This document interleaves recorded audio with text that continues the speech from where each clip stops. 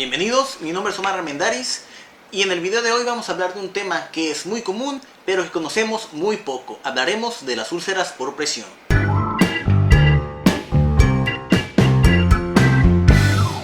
Existen muchas personas que por diversas circunstancias caen en cama por alguna enfermedad. Tristemente muchas personas duran periodos largos de tiempo acostados o sin poder caminar. Incluso algunos pierden la capacidad de caminar de manera permanente. Estas personas tienen múltiples factores de riesgo para la salud. Entre estos, el más destacable es sufrir de las llamadas úlceras por presión, también llamadas puntos por presión o úlceras por decúbito. Muchas personas no saben qué es una úlcera por presión. Cuando un profesional de la salud llega a la cama de un paciente hospitalizado, tiene que realizarle algunas preguntas. Entre las preguntas que realiza está si este paciente tiene úlceras por presión.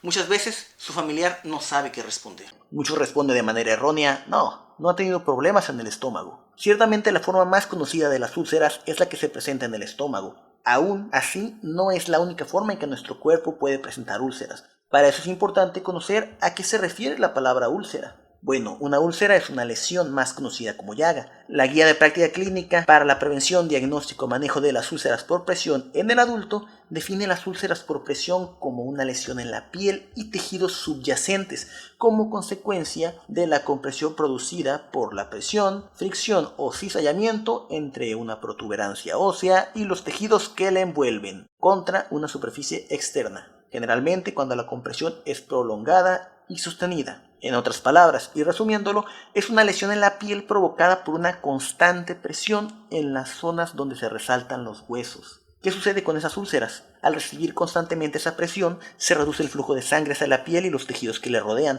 A consecuencia puede producirse isquemia, que es la disminución de la circulación de la sangre. Causa sufrimiento a las células por falta de oxígeno y nutrientes. También provoca necrosis, que es la muerte de las células presentes en esa zona. La necrosis muestra olores desagradables. También sucede la pérdida de la arquitectura tisular, es decir, la pérdida de la firmeza de la piel. Todo esto en conjunto provoca las famosas llagas. ¿Qué tan común es? La prevalencia de las úlceras por presión es difícil de contar, dependiendo del tipo de estudio, así como la región y el tipo de población. También varía de hospital a la casa. Es mucho más difícil llevar el control de las cifras en casa. Pacientes aislados o en unidad de cuidados intensivos también modifican la estadística. Donde hay números un poco más claros es en el hospital. Se estima que tienen úlceras por presión entre el 3 y el 17% de los pacientes, pero estas cifras aumentan en las unidades de cuidados intensivos hasta el 50%. En los adultos mayores hospitalizados, las cifras que se alcanzan son de hasta el 40%, casi la mitad de los pacientes. Todas las personas que se encuentran en cama tienen un alto riesgo de desarrollar una úlcera por presión. El riesgo es mayor en adultos mayores, mujeres, pacientes graves, problemas neurológicos, de movilidad y de postura, pacientes con alteraciones nutricionales, sobre todo desnutrición, mala postura y que han ingresado a la unidad de cuidados intensivos, así como aquellos que duran mucho tiempo hospitalizados. Todos estos son factores de riesgo. Como notamos, son muchos los factores de riesgo y estos aumentan mientras más factores juntos se tengan. Existe una buena noticia, y es que estadísticamente el 95% de las úlceras por presión son prevenibles. El punto clave es un tratamiento que consiste en una valoración periódica y en cuidados oportunos. Es indispensable el cuidado constante del paciente. Al hacerlo se puede identificar si se mantiene demasiado tiempo en una misma posición. También se puede distinguir si el paciente tiene alguna alteración en su estado de nutrición. Hay muchas recomendaciones para los distintos aspectos de estas úlceras. Entre los cuidados generales de la piel, se recomienda revisar regularmente la piel para ver si hay enrojecimiento, calor, edema o hinchazón, si está la piel un poco más dura, si hay dolor o molestia en las personas con riesgo. Lavar la piel con agua y jabón sin friccionar los pliegues cutáneos. Usar jabones no irritantes y con pH neutro. Evitar soluciones que contengan alcohol. No dar masaje en la zona lesionada o con sospecha de úlceras por presión. Utilizar productos como cremas, ungüentos o vaselina que lubriquen e hidraten la piel seca para reducir el riesgo. Recuerde que a mayor humedad es mayor el riesgo de que se generen lesiones. Es importante tomar entonces ciertas medidas.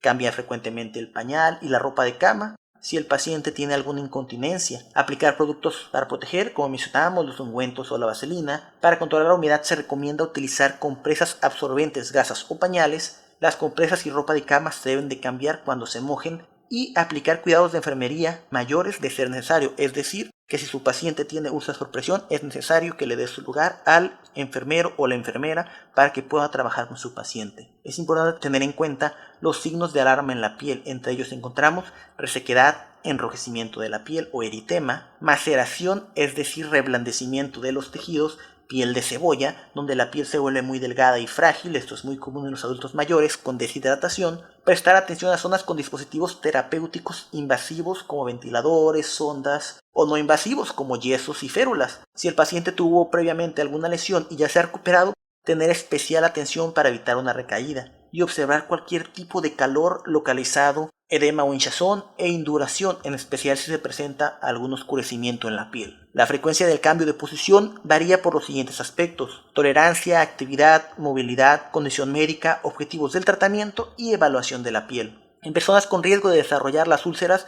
se debe cambiar de posición cada 2 horas. Esto se realiza aunque esté presente algo que alivie la presión como colchones especializados. Durante la noche se realizan los cambios de posición cada 3 horas con la cabecera colocada a 30 grados. Es importante llevar un registro de los cambios de postura y el resultado obtenido. Tener impreso y a la vista de todos un programa de cambios de postura. Existe material que se presenta en forma de reloj y ayuda a llevar el orden. Hay diferentes posturas. La posición de decúbito supino es una posición en la cual la persona se encuentra acostada boca arriba de forma paralela al suelo, el cuello en posición neutral y con la mirada dirigida hacia el cenit, es decir, hacia arriba. La postura de decúbito lateral derecho es una posición donde el cuerpo se encuentra recostado del lado paralelo al suelo, el cuello en posición neutra al tronco y generalmente con las extremidades inferiores, es decir, las piernas, flexionadas. Esto de costado derecho. El decúbito lateral izquierdo es la misma posición, pero del otro lado. En la medida de lo posible, se recomienda también colocar al paciente en la posición de Fowler o semisentado. Así se evita el cizallamiento en el coxis y el sacro. La posición de semisentado entre 45 y 60 grados. Las rodillas pueden estar tanto extendidas como flexionadas. La cabecera de la cama se debe de elevar un poco, en unos 60 hasta 90 centímetros,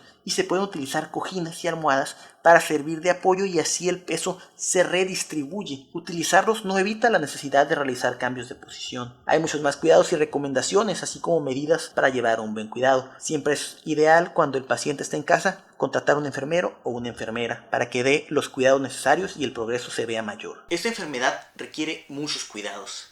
Sin embargo, si los hacemos bien, esta enfermedad puede ser superada y no tiene que condenar al paciente a padecerla toda la vida. Es importante que se haga un buen trabajo y aunque a veces pueda resultar tedioso, así lograremos tener el resultado que deseamos para nuestro familiar. Entonces los cuidados los resumimos en alivio de la presión, prevención de nuevas lesiones, manejo adecuado del dolor, valoración psicosocial, valoración cognoscitiva, es decir, valoración neuropsicológica, tanto incluyendo capacidades intelectuales como de movimiento, educación del cuidador principal y también el soporte nutricional. Una medida muy importante es una adecuada nutrición. Si se consigue, se logrará evitar padecer las úlceras y si ya se tiene, se logrará una recuperación mucho más rápida y eficiente.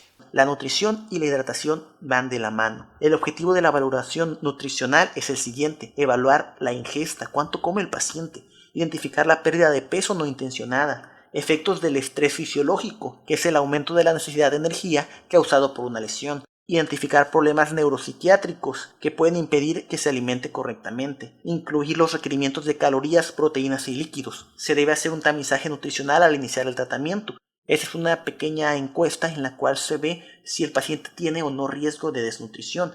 Es importante notar el peso del paciente actual y el peso que tenía antes de caer en cama. Debe evaluarse la capacidad de comer y si el paciente puede comer solo o necesita ayuda. En casos complicados puede incluso necesitarse alimentación por medio de apoyo nutricional, esto es, con dietas licuadas o directo a la avena. Se hace una evaluación personalizada, pues cada persona es diferente. El nutriólogo realizará una evaluación personalizada para detectar cuál es el requerimiento real. Una persona en condiciones normales tiene un cálculo de calorías distinto al que padece úlceras por presión. En estas personas normalmente su cálculo de calorías se ve aumentado, no importa si es una persona con obesidad o delgada. Se debe reajustar la ingesta de calorías basados también en el cambio de peso del paciente. El nutriólogo puede indicar los nutrientes necesarios sin aumentar el peso corporal del paciente, pero también evitando que éste tenga pérdidas drásticas. El nutriólogo aplica diversas estrategias para alcanzar la energía necesaria por medio de la variedad de alimentos y de ser necesario también se utilizan suplementos. El nutriente a destacar son las proteínas, que son parte fundamental de la cicatrización. Hay ciertos suplementos de proteínas que ayudan aún más a cicatrizar rápidamente, por lo tanto es útil en esta enfermedad. Aunque el familiar aprenda sobre el control de la alimentación, el nutriólogo es indispensable. Debe estar pendiente de la función de los riñones, pues estos podrían dificultar el aporte de nutrientes. Una alta carga de trabajo en ellos no resulta conveniente y es riesgoso. Mientras mejor hidratación tiene la piel, mayor será su resistencia. Por lo tanto, una ingesta adecuada de líquidos, así como el uso de cremas humectantes, se convertirán en grandes aliados. Como mencionaba los suplementos, quizá uno de los mejores para esta enfermedad es el casinato de calcio, pues esta proteína actúa directamente a nivel de músculo y tiene la característica interesante de ayudar a la recuperación por medio de la cicatrización. Otros suplementos son las dietas poliméricas, que son fórmulas especializadas ricas en nutrientes y que también son grandes aliados. Los suplementos poseen una característica en su mayoría, y es la alta osmolaridad. La osmolaridad es la concentración de nutrientes en una cantidad de líquido. Algunos tienen una osmolaridad de 1 caloría por mililitro. Dependiendo del requerimiento de líquidos o las restricciones de los mismos, se puede aumentar la osmolaridad, es decir, concentrar más los nutrientes. También, si el paciente no come demasiado, se busca calcular para que pueda comer la misma cantidad que necesita sin ingerir tantos alimentos. Otro problema es que estos suplementos se pueden volver indigestos, en otras palabras, como se diría popularmente, caen pesados. Entonces se requiere llevar un control estricto por parte del nutriólogo. De ser necesario, se deberá modificar su concentración. Como podemos notar, es muy importante la visita constante del nutriólogo a estos pacientes. Muchas veces se le deja como último recurso. Sin embargo, aquí es clave su participación para la recuperación. Recuerde que este es un padecimiento delicado que puede traer consecuencias graves a la salud. Puede suceder que se logre una recuperación, pero eso dependerá de cuánto empeño y cuidado se ponga. En conclusión, no descuidemos ninguno de los aspectos relevantes para la recuperación y pidamos la ayuda del experto en el área. Pongamos de nuestra parte para aprender. Nadie está exento de sufrir un problema de estos. Saber qué hacer nos dará una gran ventaja. Aún así, la información dada aquí es general y en ningún caso sustituye su visita al médico o nutriólogo. Siempre tenga una evaluación personalizada. Espero que este video haya sido de tu agrado y, por qué no, te haya ayudado. Si te gustó, puedes apoyar dando like, compartiendo con aquellas personas que tú sepas que les puede interesar y por supuesto viendo los demás videos de este canal. Suscríbete si te gustó para que sigas viendo los videos y nos vemos en la próxima.